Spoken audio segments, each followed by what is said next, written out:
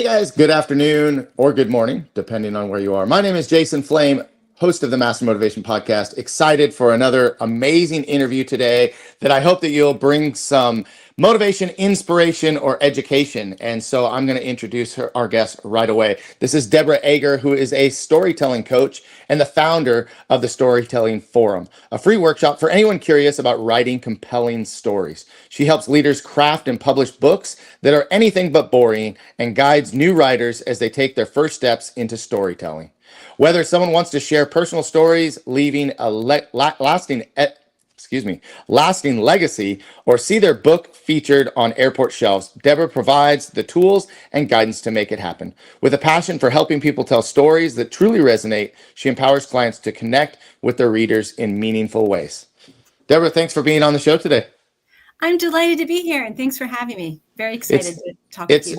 It's been a long time coming. We planned this actually quite a while ago, and so we got you back into the schedule, and we had an opportunity to meet even prior to that. We were on we kind of co-starred on a show with Sifu Raphael, who's doing amazing things with all of his. He has so many podcasts now. I don't know how many he has, but he's just doing some great things out there. So it was exciting to get to know you then, and I'm looking forward to introducing you to our audience and letting them know all about you. So would you like to start with anything that maybe I missed in the bio, anything that you want to introduce yourself with starting today? Let's see. I live on the East Coast, so opposite from you, and I've lived here for quite some time. And I love the work I do as a storytelling coach, and also, the work I do helping people bring their books into the world. It's quite meaningful to me, and having meaningful work is a lovely way to spend each day. Well, I love the word, and I love the whole process of storytelling. And as you saw in my opening video, I did some professional wrestling in my background, and professional wrestling is all about storytelling. And I'm a huge fan of movies and watching TV series and the storytelling process that goes, you follow the characters and get to know, the backstories. There's just so much to it. So, and this morning I was at our Rotary meeting and I got to learn about the history of our community college in the area. I was so fascinated by that because, again, I think as humans, storytelling is how we pass on traditions and leave a legacy. That is true. Yeah, stories also help us connect with other people. It helps us, stories help us get our message across to other people, and stories also make our message more memorable. So it's easier for people to remember the information you want them to remember when they can attach it to a story. Mm-hmm, mm-hmm. Well, so tell me, what is the story behind the story? How did you get into helping people tell their stories? Well, in my past, in my corporate career, I worked in marketing. And when I decided that I wanted to start my own business, I became a marketing consultant. And a lot of my first customers or clients were people that I used to work with because they already knew that I knew what I was doing. So that was great. So, but somewhere in there, someone reached out to me and said, I'd like to write a book. I know you know a lot about digital marketing. I know you know how to write. Can you help me write my book? And I said no, because that's not what I did. I had this marketing consulting business and it was starting to grow beyond what I had experienced before. And it was just fantastic. So I was like, no, I don't do that. That's not what I do. Well, I can't quite remember what made me change my mind, but I did change my mind and I said yes. And we worked on the book together. And the project was so much fun. And it also helped this person. They had a 22-person agency at the time, or 20-person agency at the time. And it helped them to get more business. It contributed to their business success in that way. And then I thought, wow, there's really something here. I can really help people. And I'm not an expert in what they do, but I can help them bring that information out to others. And in that way, create this positive ripple effect of being able to educate people about particular topics. That's awesome. That's really amazing. I've had the great opportunity to work with Emilio Ramon, and I think that you're familiar. Emilio and Daniela, have you met them? I haven't met them before. Oh, no. I'll have to connect you guys. But they're the founders of the Born to Risk movement. It's a book that features several co-authors, which for the first time. I was published as a co-author in this book, and it was just an amazing opportunity for me because I never really took the time to put my story into writing and put it, pen to paper, so to speak, or typing on my phone. And, it really brought out a lot in me, just like, we were talking before about, learning how stories connect you to people and connect you to memories and all of that. It was a very fascinating experience. And so I'm enjoying my new writing experience. So we'll talk a little bit more about that. Now, Okay. you founded the Storytelling Forum as a free workshop. Mhm. What kinds of transformations have you seen from people who show up simply curious about writing? Oh, that's a great question. So we've had only a couple meetings so far because this is pretty new, and my intention is to experiment with this, hold it for 6 months, see how it's going, and then assess from there. But so far, what people have written to me is that they've been able to unearth stories and memories that they hadn't realized were still there or they'd forgotten about. And this allowed them to be able to tell stories that were meaningful to them that they would not have been able to tell otherwise. So through the process that I take them through in the storytelling forum, they were able to unpack these memories and then write about them.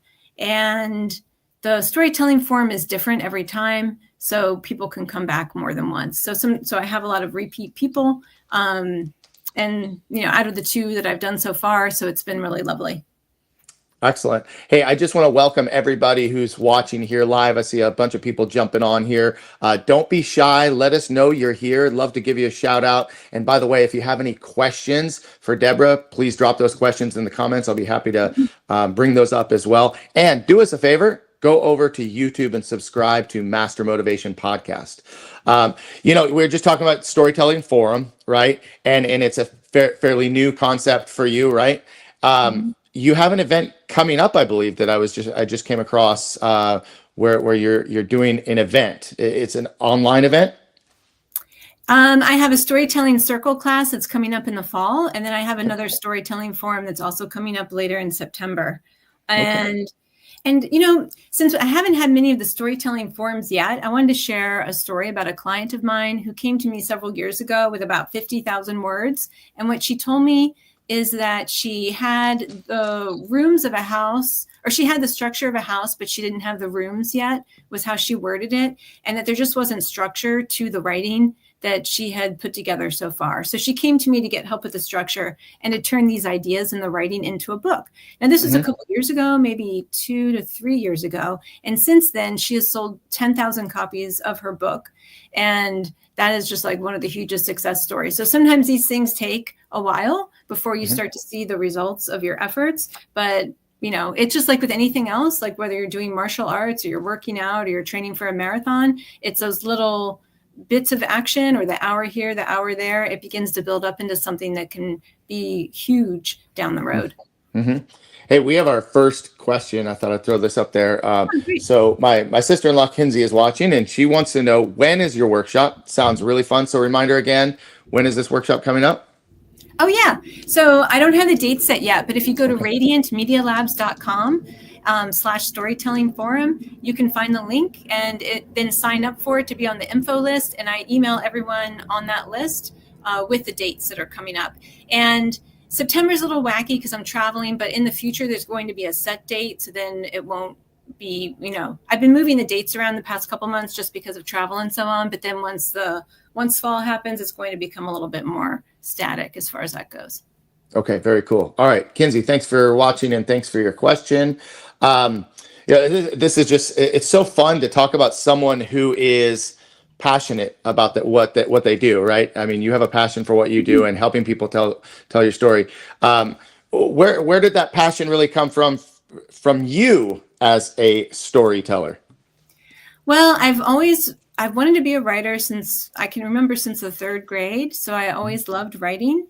And then that developed into the idea when I was little, I wasn't thinking, I want to tell stories. It wasn't quite like that, but, I loved writing, and that pulled me in that direction. And then I love to read stories. I love to hear about other people's stories when I'm talking to them. I love meeting new people and hearing their stories. And I feel like stories give us such an opportunity to learn about each other, to learn about different places, different people, different ways of doing things, and that can really help us make connections and just be overall happier in life and more joyful. For sure, for sure. Linda is watching from YouTube, and she would like you to repeat the website again. And I think later, if you can just add that into the comments, that would be great. But what was the website one more time? Yeah, it's radiantmedialabs.com /storytelling forum. Let me just check myself here that I've got. Yeah. Yeah, and we could always add that into the comments later. But Linda, thank you for watching from YouTube. Appreciate you being out there. Don't forget to subscribe to Master Motivation Podcast so you can check out all the amazing guests that we have. But we're talking with Deborah Ager and talking about storytelling. You often talk about creating anti-boring books. What does that actually look like in practice? What does that mean?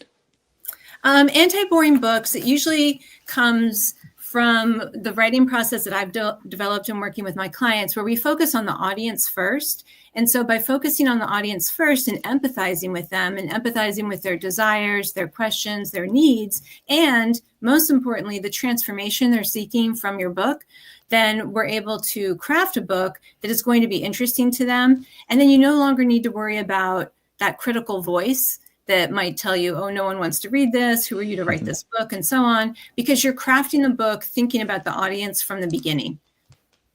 Well, and that's a really important point, because I remember when I first started writing, it's coming from my voice, just telling my story. But I have a good friend who has been helping me along the way, who said exactly what you just said. How can we help solve problems for other people? How can you give advice? Or and I thought to myself, I really did, who am I to give anybody advice? Who am I to tell someone how to do this or how to do that?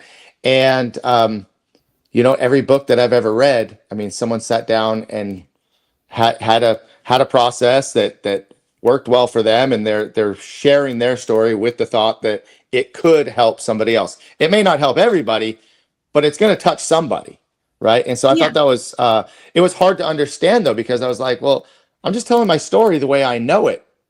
It's like, that's great. Your family will love to read that, but everybody else is probably going to close it after page 2. Right.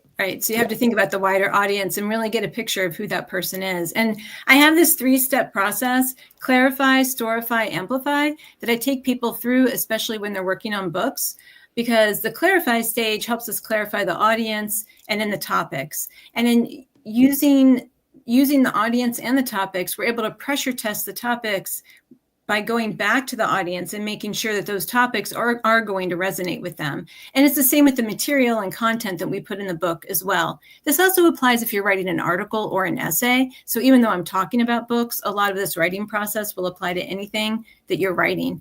Then in the second stage, storify, we're clarifying what are those stories, what content's going to be included, how do we arrange them. After we've arranged them, are we now seeing opportunities for more content to be included? Or do we think, oh, this doesn't need to be included? So this process can also help you remove the chances that you're going to end up with a lot of repetition. Sometimes people will circle, when they don't have a process like this, they'll circle back and tell the same stories in their book. And then later they're going to have to pay an editor or edit themselves in order to get that repetition out of there. So it's just one of the ways it helps. I mean, it really is such a process to write a book. I mean, you would think that you sit down, you write your chapters, and then you've got a book, and that's not really the case. So you've just given us 3 really good steps to think about if you're out there writing. And some people will say, I'm not a writer. I don't know how to write. They have a story to tell, they have a message to relay, but I'm not a writer. What are your suggestions, and what are your how do you respond to that? Well, I think I'd keep in mind, how do you define a writer? Is it someone who sits at a table or a desk and writes for 8 hours a day? Is it someone who writes? Like, what is your definition of a writer? So I would encourage people to just write down, what are you thinking of when you say that? Like, what is it that you're seeing out there in this definition of writer that you don't think you have yourself? And then you can ask yourself, well, maybe I can do that, or maybe I do that already, and you might surprise yourself with the answer. But in sum, a reader is coming to a book or a piece of any other piece of writing. They're reading it for a reason. They want to be entertained. They want to learn how to do something. They want to escape from the present day reality for a while, or it's something else. So once we know their reason for wanting to read what you write, then, we have a deep understanding of who they are, then, that helps us with all of those steps. And then it can also help you feel more comfortable with this label of being a writer as well, because you've taken those steps. And then as you take those steps, you'll feel more comfortable with the whole situation. Excellent. Great advice. Thank you for that. And guys, we're going to take a quick break here just to recognize one of our supporters of our show, one of our sponsors. Let me guys show you all about Raptor Extreme Karate.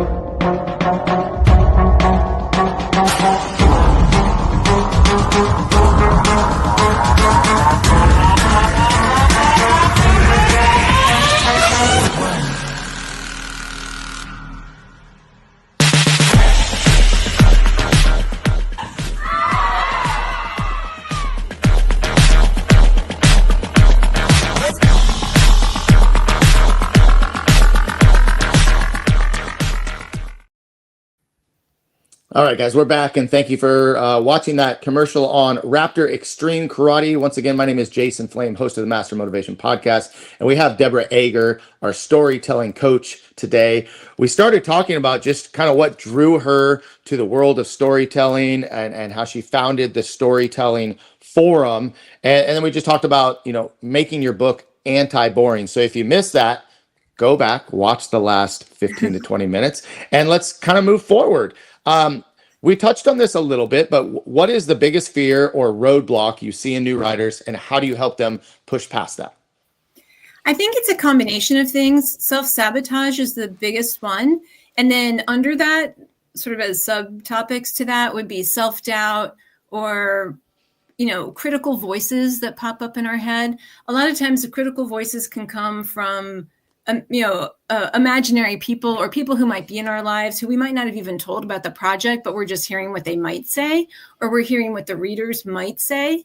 And when you have that audience first approach and you're considering them from the very beginning, and then you're pressure testing the topics, the bottom line is you don't need to worry so much about the critical voices. I mean, they're still going to pop up because that's somewhat natural for a lot of us. However, people are going to like what you write when they are your audience. Now, are there people who will say, you're writing about an adventure in Antarctica and I'm never going to go and I don't like Antarctica? Sure. I mean, that's normal. So not everyone is going to like your book. You also have to realize that too, because they just might not be interested in the topic. And you can't really change that. And it has nothing to do with your skill or ability as a storyteller or a writer. And I think sometimes when I point that out to clients and they notice that, they're like, oh, that's such a big relief. Like, yeah, of course, I don't have to have my book appeal to everybody. You're looking for that slice of the population who will want to read your book. And then you need to focus on those people. And I think that anybody is in a position where they're putting themselves out there, whether it be on social media, writing a book, as a performer. You start talking about those critical voices. I think a lot of us hear those critical voices every single day. I mean, even if you're not a performer and you're in the spotlight, those critical voices and just that self-doubt that creeps in. What if it's not good? What if I'm not ready? I find myself often in projects getting really deep into it, and then I start to wonder, is it really worth it? Am I really going in the right direction? I don't want to go backwards. I don't know if I can finish this. You have all of these things that are going on, but as a new writer, you may not know who your audience is, right? How do you determine what your audience is? Or is that kind of based on what your story is? It's pretty interesting because there's some things that you have to, this is a little bit of a start-stop process. It's not always a linear process where we complete thing one and then we're completely done with thing one and we move on to thing two and then we're done with thing two and we never move back to it. There's a little bit of a moving back to where we were before. And so sometimes this happens with the audience as well. So for instance, if you're not sure who your audience is, you might just do some writing at the beginning and ask yourself, what am I trying to accomplish with this piece of writing? Who do I most want to reach? Who do I think could benefit the most? And then you can begin to get an idea of who would be interested in what it is you have to say and who would be interested in your message. And that can kind of take you pretty far in figuring that piece of it out. And you can also do some free writing. So free writing is basically, you sit down, you give yourself a certain amount of time to write. If you're really new to it, just go for 60 seconds. If you've done it before, maybe do 3 to 5 minutes. And what you do in this free writing is that you write without stopping about a particular topic, or you can just write, whatever. And if you get stuck during that time, you aim not to stop writing during that time period. But if you do get stuck, you just say to yourself, you can just write blah, blah, blah. Pretty soon your brain is going to get bored of that and come back to more interesting ideas. So that's one way you can start to get these ideas out about who is my book for, what is the main topic, what's the key message, and what's the transformation that people are seeking when they come to read my work. Mm-hmm. I find myself, with the podcast, asking myself, who is my audience? Who is watching this show? And, I have lots of different types of guests. I've had professional wrestlers. I've had martial artists. I've had authors, speakers, writers, but there's always the theme. My theme is the motivation, inspiration, and education. And if I think I can bring that out from every one of my guests. So I guess my point in saying that is, if I'm thinking of writing, I don't always have to think of that audience because not everybody is going to read your book, right? Mm-hmm. If I have a strong, solid theme throughout my book, would you agree with that? Yeah, I do agree with that. And then when you talked about reviewing, I just wanted to remind people, don't worry if it's not your audience. I saw a bad review from someone who said on some book, I forget what it was, but the person was disappointed it wasn't a mystery because she likes mysteries. Okay, well, they didn't write a mystery. So anyway, right. I know getting those bad reviews feels bad, but sometimes it's just the person is way off base with, what they wanted to read. So. Mm-hmm, mm-hmm. So have you noticed any common threads among leaders who want to write books versus people who just want to leave a personal legacy? Oh, yeah. So there's quite a lot of overlap between the people. They usually want to create some kind of, not always actually, but they might want to create some kind of cultural change or a change in the thinking that some people have. So one book of one of my authors, she talks about making those awkward conversations that we have or awkward moments, like maybe we tripped in front of somebody or we went on stage to talk and we dropped, and the microphone fell off us or something. I don't know, just those moments that can be very awkward. She, wrote a book about turning those moments into opportunities for connection. So in that way, it was reframing how people would see these moments as being so embarrassing and awful, but thinking like, I'm going to lean into this and now use this as a chance to connect more deeply with my audience. And it's somewhat life-changing for people. Wow. That's good. That's just such a great way of taking just something that is awkward, but turning it into something where we can really connect as humans. And I think we can all relate to that. It's just where does the lesson fall in each one of those stories? True. When you're coaching someone to tell their story, how do you help them decide what to include and what to leave out? And I think that's the second part, what to leave out.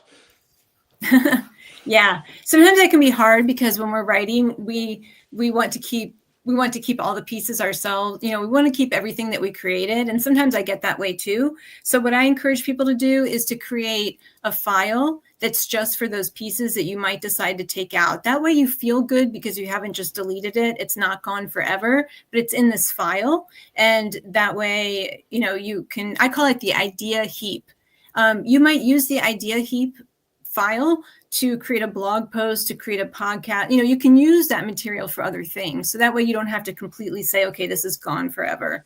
Sometimes you might have 2 stories that illustrate a point, and you might not need 2 stories. So then you have to decide which one do I think is doing a better job. Maybe the other story goes into your spoken work, you know, if you're a speaker or if you appear on podcasts, and the other one stays in your book. There's just a lot of different things like that. But the overall way that I help people figure this out is through this step 2 of my 3-step process during Storify. That's when we're taking the topics and we're pressure testing them. So sometimes they aren't going to stay because it doesn't match what the audience needs to know, or the audience is too advanced for the information being shared. So then we need to have a discussion about, does this information need to be shared with this particular audience? Like, what's the audience's knowledge level in terms of what you're writing about? So if you're writing for doctors, you would write a very different book than if you were writing for a lay person, which is just the general population. You know, you would use different language, you would use a different way of approaching the topic. So those are things that are really important to keep in mind as well. Yeah. When, again, you know, just drawing from my own experience with just starting out writing, you know, I had a lot of stuff. I just tried to put everything down that I could. And as I had it, you know, my friend editing and working through it, he's like, you know, we're going to take this part out, and, you know, we're going to, you know, add to this part a little bit more. And I have to say, I was a little, you know, inside, it was like, wait, that was really good. And he's all, but here's why it doesn't fit. And that was the thing. And he said, you know, we can take some of this, and this is where I was like, you got to be kidding me. We take some of this and kind of put it to the side for now, and maybe that's part of your next book. And I was like, next book? I'm still working on the first book. Like, now you're making more projects for me. But it you know, at first, I have to admit, it was a little bit of an ego hit to be told like what had to come out. But again, like you explained, like what doesn't fit or what might not be in the right direction that that fits within the flow of this book. Yeah, it's really interesting because when I edit books for clients, I always find it really an interesting process to see how just a few words can make something so much more clear for the reader. And sometimes it's about how the information is presented, like what order are we presenting information? Suddenly there's a brother who came out of nowhere, or a character or a person who came out of nowhere, but the reader doesn't know who they are yet, but you, the author, knew because you know the full situation of that particular story. So then we just need to put in a little bit more information about who that person is on the first instance. And then after that, we don't need to keep describing who the person is each time. But that's just one example of how we need to think about not just the story and not just the topics and not just the structure, but also how are we presenting the information in the first place? And are we presenting the information in a way that's going to make sense for your particular reader's knowledge level? And if you have readers of different knowledge levels, what are some of the ways that we can approach that so that we're not talking down to the people who are further along, but we're also helping lift up the people who might be a little bit more new to the situation or new to the topic? I'm listening to you explain this, and I couldn't help but think of watching a movie recently that you know, a character was kind of introduced out of nowhere, no backstory. Like, how do they even fit in this? It just sometimes, you know, in movies or in stories, you're like, wait, that didn't make sense. So that just kind of struck me funny that I just recognized that, you know, recently. And sometimes we assume, even as we're speaking, sometimes and or as I'm teaching, I assume that my audience, my students listening, know the backstory of why we do this or why we do that, or how this technique that we're working on came into play. And it's like, but it doesn't, they're not comprehending. It doesn't fit for them because they weren't where I was when that was introduced. Right. Hey, quick shout out. We got Dana Abbott watching from YouTube. Howdy, David. Dana, Good to see you watching again. It's been a little while. Hope everything is well. I think you're still in Arizona. I bet it's super hot there right now, like it is in California. What's the weather like where you're at? Who, me? Yeah. Today it's actually cool. So I went for a walk this morning. I was like, "Ooh, this is so nice." But it's been really hot. It's been sometimes 95 and above here, which And is pretty bad. you said you're on the East Coast. Did you say you're in New York? I'm in Maryland, right outside Maryland. Washington, D.C., so it's a very muggy area. Okay. Okay. Yeah. California, oh, there we go. Dana's telling me it's 105 in Arizona right now. Yep, Ooh, that's warm. Yeah, I mean California, I'd like to say that it's why we live here. That we've got some really great weather, but it's been pretty warm these days. So we're getting ready to head into an even warmer. So again, Dana, thank you for watching, and guys, we're gonna just keep on going. What are some surprising places storytelling shows up outside of books, maybe even ways people don't realize? I was thinking about songs and how different songs tell different kinds of stories. So probably one of the most famous examples of today would be Taylor Swift. And two songs that tell stories are The One, which tells the story of someone who's looking back with regret at a relationship where they thought that this person was the one. And, and the speaker says, wouldn't it have been nice if you could have been the one? So there's like all this regret and nostalgia. And then there's All Too Well, which is another song that tells the story of a relationship and, a time that they spent in New York with like a lot of really interesting details. Some of them became quite well known, like the red scarf and whatnot. But the point is, she's extremely famous, obviously. But what I encourage people to notice is just how those details matter so much to people. Like the red scarf, like you can feel it, you can see it. So in your own writing, you might think about what are the tactile things that I can include in my writing to make this really come alive for people. There's also an older, I think Dolly Parton is so much fun. And there's 9 to 5, which talks about work life. So for anyone in the, who's worked the 9 to 5 life, it's a very like upbeat song, but kind of talking about a lot of problematic issues with working and with the boss in that story. So that's kind of fun. And then there's Ladies First by Queen Latifah, Respect by Aretha Franklin. And then there's also Tom Petty, Into the Great Wide Open, which tells about a graduate going off to Los Angeles, which I think is where you live. So Pretty close. I'm about an hour north of Los Angeles, but music is definitely a great example of storytelling. And for me, music is always one of those things that like brings me back. I mean, I'm an 80s kid, so grew up in the 80s, and all the 80s songs I could almost for every song that I hear on the radio or if I'm listening, it gives me a memory. I was in high school, or this was our homecoming dance song, or I was at a football game, or at a party or whatever, all these different things. And so those stories tie us to, past memories, which is one of the reasons that I really love all kinds of different music. And it's so funny that you bring up that, 9 to 5 song and also just the 9 to 5 life. I mean, I don't.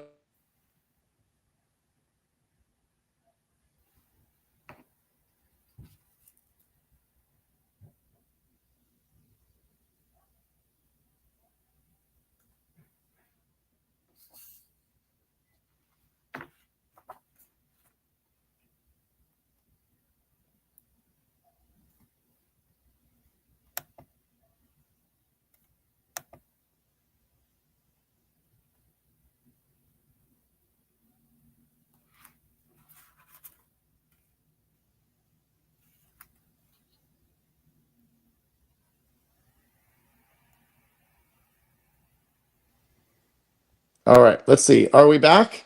we're back. Okay, we had a Oh bit my of a gosh. freeze. Okay. So it froze because my power went out out of nowhere. I'm like, why'd my ring light go off? And then you froze, and then I couldn't hear you. And I was like, oh no. So I quickly figured out how to get my iPhone to be my hotspot and get us back online. So there we go. Wow.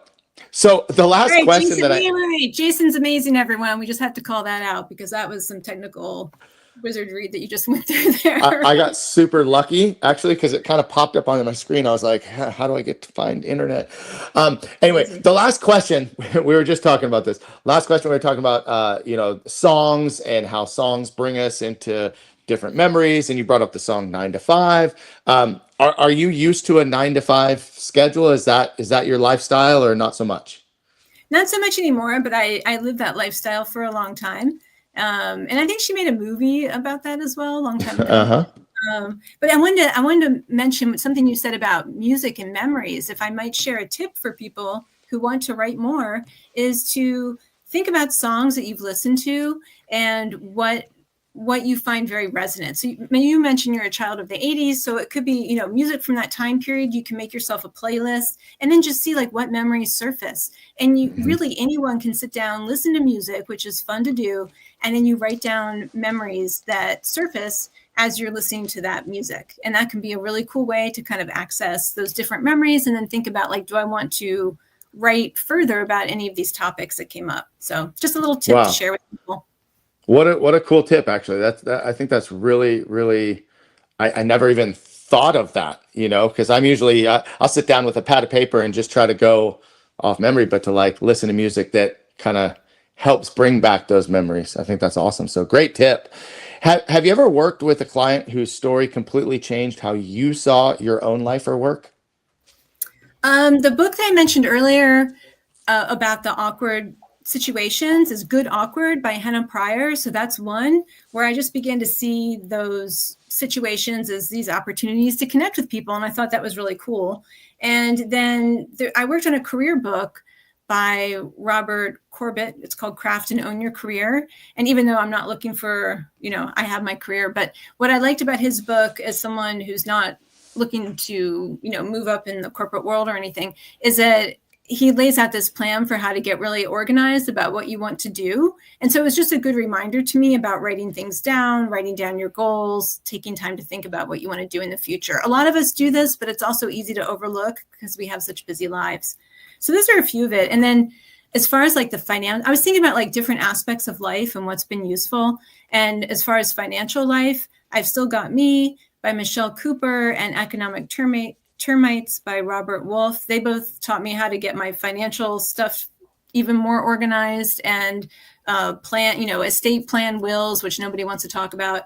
But we ended up writing an interesting book using personal storytelling to convey, what people need to know about their financial plans. So it's kind of like giving people the dessert, but then the vegetables were behind, getting them about these things that they need to create a secure financial future with. So those are a few of them. And then one more is Go Beyond by my client, Elvira Kelmar, which is about creating healthier workplaces, more organized workplaces, basically revolutionizing the workplace in what's called a solution-focused way, focusing on the solutions. So. Wow. That's a lot of different stuff there. So that's great to hear that, everybody's story kind of hits us in a different way. And so you've worked with people that have actually had an impact. You have an impact on them, helping them write their book. They have an impact on you from learning. I think, if you're someone who is a lifelong learner, we can take, just about any situation and use it for our own education, which I think is really cool. And speaking of education and connections and learning from other people's stories, I'm going to bring up one more sponsor of the show, which I'm sure you're familiar with, the Connected Leaders Academy. Stay tight.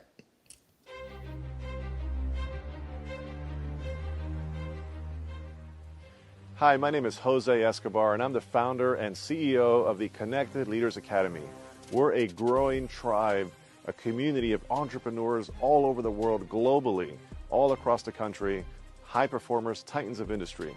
If you're an entrepreneur and you're looking to grow personally and professionally, scale your influence, develop your skill sets, move the needle in your business, more clients, more money, more profit, the bottom line, and of course, grow your circle and your network like never before, this is where you want to be.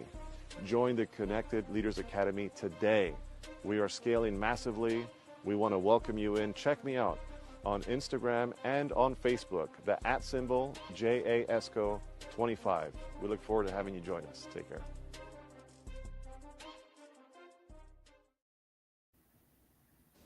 All right, guys, we're back again. My name is Jason Flame, host of the Master Motivation Podcast with Deborah Ager, who is our storytelling coach. Connected Leaders Academy, what an amazing program. I was very fortunate to get in kind of in the early stages. I had known Jose Escobar through the martial arts industry, and we kind of hit it off and had a similar interest in professional wrestling. And so we got to talking. And then when he started the program, I think I was within the first 25 people to jump in this program, and now it's global. I don't know how many countries. It seems like every week there's more people joining, and so I believe you're part of this organization. Is that correct?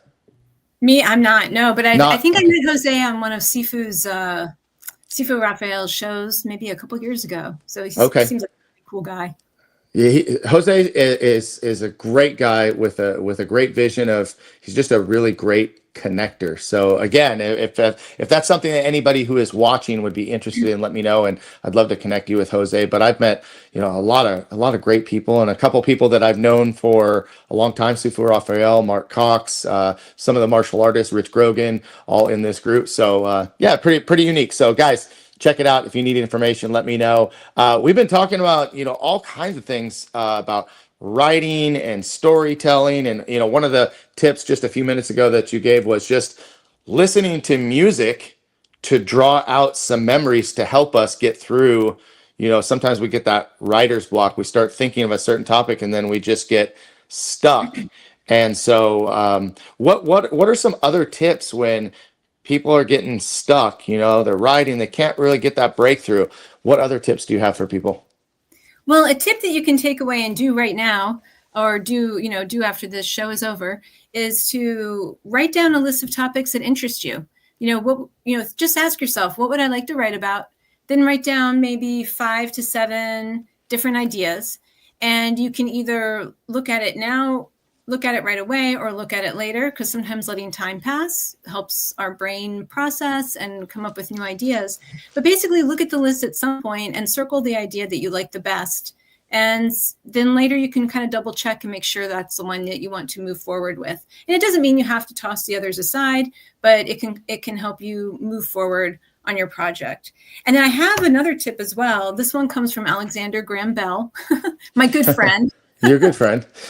Yeah. So he lived in and out of the DC area, and he had these different places where he would do certain kinds of work. So I don't remember where he did which kind of work, so I'm just going to make up that part. But the general idea is accurate. So he might go to the shed and work on science projects. He also did a lot of work with the deaf. So he might have done his work with the deaf inside what we would call now a home office. And then he might do something else at the kitchen table. So we can do this too, and even if we don't have a shed in the backyard, but we might have a home office or a space, or maybe it's going to a coffee shop or something to do certain kinds of work. So in the realm of writing, what I find is very useful is if you find a place where you feel comfortable doing your writing in your house, then always have that be the place. Sometimes if we're doing it in lots of different places, like on the sofa in the living room with like the dog running through and the TV on, or at the kitchen table where we're getting asked, like, where's the salt? Where's the mayonnaise? We're just getting all these interruptions and it's not really helping us move forward with our writing. But if we have a place that's more focused, our brain gets more primed to do that kind of work. And then we've probably also chosen a place where we won't be interrupted as often. Mm-hmm. Are you a movie fan? I do like movies. Yeah. Okay. I'm terrible at remembering titles though, so don't quiz me. So there's an old movie with Chevy Chase called Funny Farm. You ever seen that movie? No, I haven't seen that one. Okay, gotta go see that movie. Well, he is a writer, and he moves to the countryside, and he has this room, sets his room up, and sets his typewriter up, and just kind of stares out the window and draws some stories from the animals that are kind of around. It's actually more of a comedy film, but as you were explaining, like where you sit and where you write, I'm thinking of that. Are there any movies that bring out the topic of writing, or kind of inspires writing? I think sometimes just looking at good movies can inspire writing because the storytelling is so good. Trying to think of some different kinds of movies. Well, one of the ones that gets discussed a lot in the storytelling world is the Star Wars, the whole series of them. Because the storytelling is so good there. It's like you've got the protagonist, you've got the good person, you've got the evil force working against them. And then they also have the guide in Yoda. And a lot of times in storytelling, the main character will also have a guide who's sort of helping them lead them through. If we think of Cinderella, it was the fairy godmother. The fairy godmother was the Yoda to Cinderella, basically. So kinds of things can kind of help us see how to architect a story and can be really useful. But I would definitely think about like, what movies do you like to watch and what movies do you find especially good? And why was that? And sometimes, you'll be learning by asking yourselves these questions, or by asking yourself this question, you can be learning more about what you like about particular storytelling structures and what you thought did and didn't work.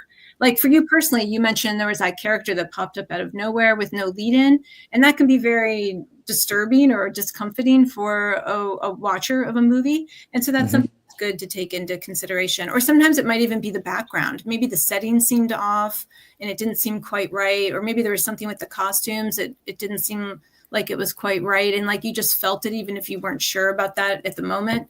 Those things can also contribute to creating a story. And the way that would translate into writing is sort of our description of the environment. So if we're describing an environment that doesn't really seem to work with the story, that can also feel a little bit strange to the reader or make them start looking at the wrong things because they're thinking about that instead of thinking about what you're trying to tell them.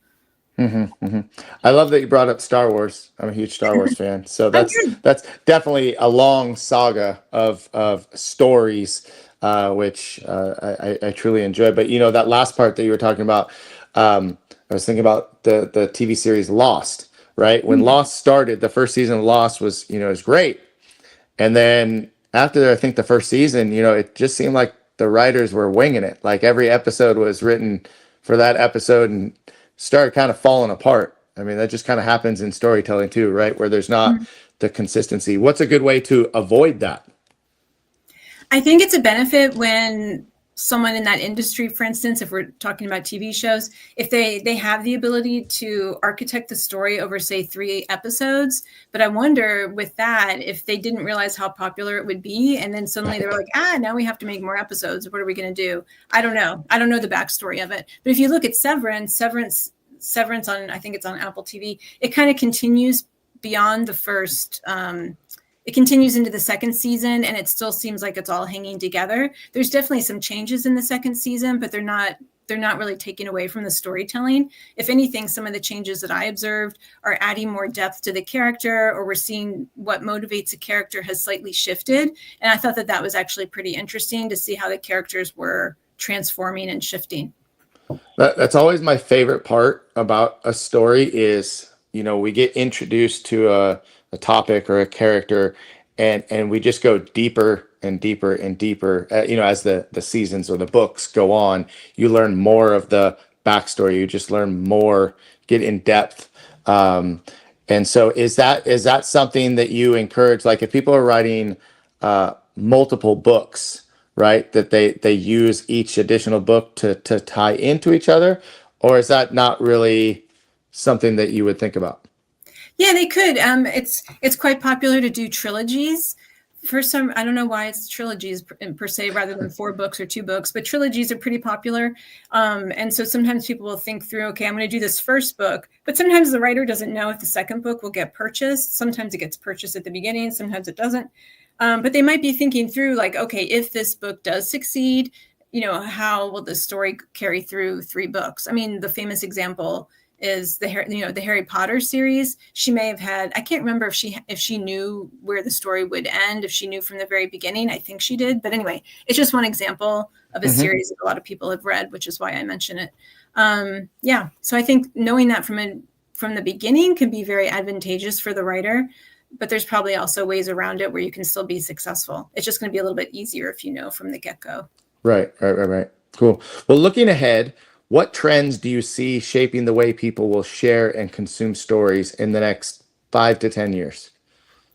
How podcasts, I don't really see people talking about this much, but podcasts were really popular and then it's like they disappeared, and then they became really popular again, and they've stayed popular. And I don't know the exact years of this, but I just remember observing this maybe since around 2006 or something. Like this is over a long time period of 20 years that it was just like it had this dip and then these two peaks. So I was thinking about that regarding trends. And first of all, it's hard to predict the trends in the future, but it also made me wonder, since we came back to something, what might we come back to that was there from the beginning? And I've kind of wondered, might we return to reading? Might more people return to reading paper books for any reason? I don't know. But it got me wondering about like if people would go back to sort of the more, older ways of doing things just for the convenience of it, or just because they enjoy it more or they discover it. I was also thinking about the length of writing. So in general, shorter works very well, and being very to the point with your writing and not adding a lot of excess words or excess stories that aren't needed is really important in order to get your point across. At the same time, when it comes to books, if they're too short, then people feel like, did I just pay $14 for a pamphlet? So they want there to be, they want depth, they want some meat on the bone, so to speak. But it's like you have to find the right balance so that they will actually take in and use the information without feeling like it's so short that they didn't get enough. So I think shorter overall might be something that happens in at least certain genres of writing, but probably not all genres. Mm-hmm. And talking about trends and things over the next 5 to 10 years, I mean, I'm looking now and thinking, about writing. I use ChatGPT as a tool quite often. What are your thoughts on writers using ChatGPT and how that may shape books in the future? Yeah, I see a lot. It's interesting because there was just a study done, I think it was by MIT and Carnegie Mellon, that said that we don't use as much of our brain when we're using ChatGPT. So I'm not saying don't use it, but I think it's good for people to be aware of this, because with your brain not being used as much, that's not good for the long-term health. I mean, if you do it a few times here and there, it's, I mean, I don't know. I'm not a scientist. I can't say if it matters or not, but I think it's an interesting study to take a look at. And then there's also the fact that it uses up a bottle of water per query, which is, keeping the servers cool that run all the machines. So these are things to keep in mind when making the queries. So I think it can also be very useful to people because it's really great for brainstorming. It's really great for coming up with ideas. I think as a writer, if you're taking information from it, you have to be really careful because it makes a lot of mistakes, like what they call them hallucinations. And the information it will give you will just be completely made up. So if you're using that in your own book and then someone questions you about it later and they find out it's wrong, there it is in print. And you're going to lose your credibility. You also might accidentally quote somebody or use someone's material without realizing it.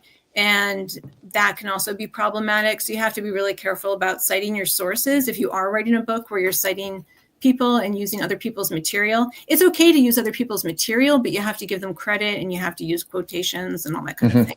So I think as long as people are aware of like the full situation and the full scope of the good and the bad and what to be aware of, then it's fine to use it. I mean, it's kind of like social media. There's can be a lot of good things and helpful things for marketing and branding and promoting. But then you've got the other side of it too. So yeah, I find that ChatGPT has been very helpful in, like you said, brainstorming, for topics, when you're talking about, jot down a bunch of topics, I'm able to generate, 5, 10, 15, 20 topics that I can kind of just draw from and pull from if I'm looking for material to post on social media or articles that I might be writing. That's helpful in kind of getting the process started. And even a lot of what I generate, I like to kind of go in and look at like what makes sense to me in my own words. You use the word, hallucinations, that it could be totally and completely made up. I've seen some of the answers that have been generated, and I'm like, that sounds like a lot of fluff more than anything else, right? And you can spot it pretty quick, right? I mean, I know a lot of us, especially in the martial arts industry, we're using automations and things to make our business run smoothly and work faster. And sometimes that's to our benefit and sometimes not so much. So anyway, I appreciate you sharing that. Is there anything that we haven't talked about regarding storytelling, writing, preparing a book that maybe you want to inform the listeners? Yeah, I think this ties in a little bit to using AI, but also just in general, like how we tend to think. So we read each other's writing, or we read writing that's out there, and sometimes we fall into using cliches or turns of phrase that have been used frequently. For instance, AI, because I test AI all the time, and I try to take the actions that my clients would take so I can understand the tool and then give good counsel on using the tool or not using the tool, as the case may be. And I find that it will often use words like journey that get used a lot. So, it kind of describing things the way you've seen them described many times before. And just as if you're running a martial arts business, you don't want to seem like all the other ones out there. You might teach something similar or even the same, but there's something different about you as a teacher or as a leader of that school. And that's really what you want to bring out for people so that they understand when they come to you, how is this going to be a unique experience for me? And by the way, this applies to writing as well. Like we could consider writing as the place or the school as the place. But everyone wants to know, like, how is this going to be a unique experience for me? And they don't really want to listen to or read the information that they can just get anywhere, So that's why for an example, in this, I wanted to include like tips and very specific information in our conversation today so that your listeners really feel like, okay, I walked away with something that I can use in the next 7 days to improve my writing, to get started on my writing, to explore storytelling. So when you as writers are doing that, I encourage you to do the same thing. Like, how can I describe this in a very specific way? How can I give something very specific that's really going to help people move forward with what they want to do? I love it. I love it. Well, I've enjoyed our time together, and I appreciate all your tips and advice that you've thrown out there, because it's helpful to anybody that may be watching, but it's super helpful to me as well. And so I'm going to definitely be taking some notes and would love to have further conversation down the line. But thanks for being on the show today. Thanks for sharing all that you shared with us today. And thank you to everyone who has been watching live or will watch this later. Once again, make sure to follow us on social media, go to Master Motivation Podcast, and subscribe to our channel to see some more upcoming guests. But for now, Deborah, thank you again for being on the show. It was really great talking with you today. Thank you. And I'm giving you some applause because you dealt with that technical issue so well. And just for everything that you're doing, you're just amazing. And I'm so delighted to have been here with you. Thank you for having me. You're welcome. Thank you very much, guys. Go make it a great day, and we'll see you on the next episode of Master Motivation Podcast. Thank you. Goodbye.